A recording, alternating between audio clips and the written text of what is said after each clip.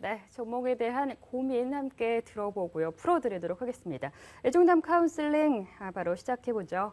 첫 번째 시청자님 연결이 되었습니다. 안녕하세요. 네, 안녕하세요. 네, 반갑습니다. 어떤 종목 매수하셨어요? 네, 현대차 네, 매수 가격이랑 또 비중은요? 26만 4천 원 50%요. 26만 4천 원에 50%. 네. 좀 고점에 들어가셨는데 막 오를 때 매수하신 건가요? 아니면 올랐다가 최근에 좀 조정받을 때 들어가신 건가요?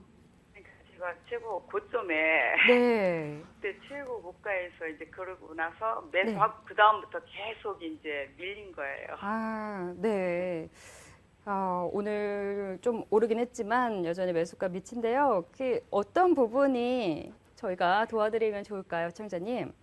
그래서 대응 전망을 지금 좀 상태가 안 좋잖아요. 그래서 제가 매수가까지 네. 가능한가 아니면 음. 그냥 그 전에 그 손절하고서 그냥 나와야 되는 건지.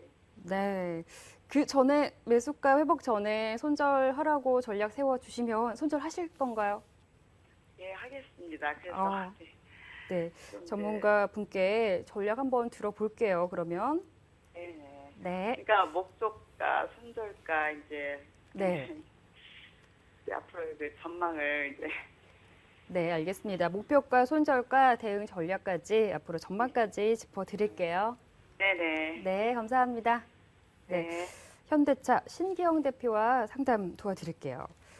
현대차 고점에 딱 들어가셔서 많이 고민이 되시는 것 같아요. 예. 그래도 뭐 긍정적인 점은 조정 시에도 121선은 좀 지지를 받는 분위기인데 예. 목표가 손절가 전략 세워주시죠. 일단 현대차에 대해서 제가 먼저 말씀을 좀 드린다 그러면은요. 지금 뭐 업황으로 본다 그러면 지금 우리나라에서 사실 업황에 대해서는 제일 좀 기대가 되는 그런 종목이다 이렇게 말씀을 좀 네. 드릴 수 있겠습니다. 그러니까 뭐 자동차, 완성차 같은 부분에는 올해 연말까지 계속적으로 실적이 증가해서 움직여 나갈 걸로 그렇게 좀 예상이 되고 있는 부분이기 때문에 현대차도 좀 중장기적으로 보신다 그러면 꾸준히 상승으로 움직여 나갈 수 있다. 이렇게 먼저 좀 말씀을 드릴 수 있는 부분인데요. 다만 단기적인 측면에서는 뭐 요 며칠 전부터 외국인들이 일부 매수는 들어오고는 있지만 최근 근래에 수급적인 부분이 일단 다소 좀 얽힌 부분이 있어서 본격적으로 상승으로 움직여 나가기 위해서는 시간은 다소 좀 걸릴 수 있다. 이렇게 말씀을 좀 드리겠습니다. 네. 구체적으로 차트를 보면서 좀 설명을 드리도록 하겠는데요. 제가 보여드리는 차트는 수급 차트고요. 그다음에 이 파란색 선으로 나오고 있는 이 부분은 외국인들의 수급 동향입니다. 지금 현대차 같은 경우에 지난 5월 달, 5월 초부터요. 외국인들이 계속적으로 지금 매도를 취해 나가는 그런 모습이 보여지고 있어요. 외국인들이 일정 부분 차익 실현 물량이 일부 나오는 걸로 그렇게 좀 보여지고 있는데 며칠 전부터죠. 오늘부터 따져서 3거래일 전부터 외국인들의 매수가 일정 부분 좀 유입이 되고 있어요. 그래서 외국인들이 바닥권에서 다시 물량을 좀 모아나가는 그런 모습이 좀 보여지기 때문에 이제 조만간 다시 상승 쪽으로 움직일 걸로 그렇게 예상이 되고 있습니다. 네. 그러면 단기적인 측면에서의 어떤 흐름을 보면은 현대차 같은 경우에는 23만 원에서 바닥은 잡았다라고 그렇게 보고 있거든요. 네. 다만 요번에 위쪽으로 올라갈 때 기술적인 반등 수준으로 끝날 것이냐 아니면은 기술적인 반등 수준 이상으로 올라갈 것이냐에 대해서는 조금 상황 추이를 좀 지켜보셔야 되겠다. 이렇게 말씀을 좀 드리겠습니다. 그래서 일단 먼저 목표가, 단기적인 목표가를 먼저 말씀을 드리면 단기적인 목표가 25만 원 말씀을 드릴 수 있겠고요. 단기적인 손절 가격은 23만 원을 말씀을 드릴 수 있겠는데 지금 보유하고 계신 비중이 50%가 네. 되고 계세요. 그래서 비중이 되게 많으신데요. 제가 보기에는 약간 전략을 좀 쓰셨으면 좋겠습니다. 전략이라고 말씀드리는 부분은 현대차가 25만 원까지 올라가게 되면 보유하고 50%를 가지고 계신데 그중에 10%를 매도 처리를 해서 네. 10%만 손절 처리를 한번 하시고 40%는 그대로 좀 홀딩해 가는 전략. 그리고 그 10%를 매도한 그 부분에 대해서는 23만 원에서 25만 원 사이에 박스 트레이딩을 하시면 좀 좋을 것 같거든요.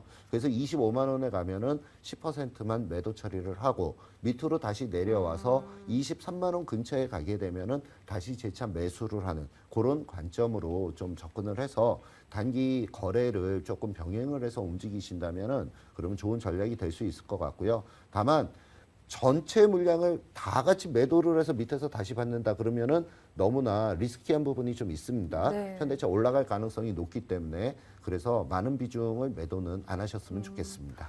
오, 그러면은 그냥 예. 25만 원 돌파 가능성은 조금 작게 보시는 거예요? 지금 단기적으로는 그렇습니다. 그러니까 뭐 물론 지금 시간이 지나게 되면은 25만 원 돌파할 걸로 보고 있는데 네. 요번 돌아오는 목요일 날이 옵션 만기일도 있고요. 근데 현대차는 시가총액이 상당히 높은 종목이거든요. 그래서 아무래도 요번 만기 때 그러니까 쿼터러블 선물 옵션 동시 만기일에 외국인들이 삼성전자와 현대차를 가지고 장난을 치면서 그러니까 주가가 못 올라가게 하면서 아래쪽으로 좀 내리지 않을까 하는 그런 예상을 조금 해보고 있어서 그런 단기 트레이딩 전략을 좀 말씀을 드리고 있습니다. 그렇다면 그 시청자님 궁금하신 부분은 이 부분이실 거예요. 26만 4천 원 매수가 회복은 그럼 언제쯤 가능할까? 네. 그 부분은 아무래도 시장이 완전히 안정적인 궤도에 진입하는 부분이 돼야지 그 부분이 진행이 될 걸로 그렇게 보여지고 있고요. 근데 지금 이벤트적인 그러니까 유럽의 어떤 이벤트적인 요소들은 지금 6월 달이면은 전부 어느 정도 해소가 될 걸로 보여집니다. 네. 그러면 위쪽으로 직전 고점이 위치해 있는 27만 원 있는 자리까지 올라가기 위해서는 한 7월 달 넘어서 한 7월 중순에서 7월 말 요 정도쯤 가게 되면 한 27만 원까지는 다시 재차 올라가지 않을까 이렇게 한번 예상을 해보고 있습니다. 네. 시청자님 전략 잘 들으셨죠? 일단 25만 원까지 단기적인 목표가 제시해 주셨습니다. 이 정도까지 올랐을 때 비중을 한 10% 덜어보자라는 의견이시고요. 7월 중순 정도까지 되면 그래도 시청자님 그 목표가 정도까지 노려볼 수 있다는 말씀해 주셨습니다. 23만 원에서 좀 바닥은 잡았다 이런 말씀도 주셨고요. 네, 많이 도움 되셨으면 좋겠습니다.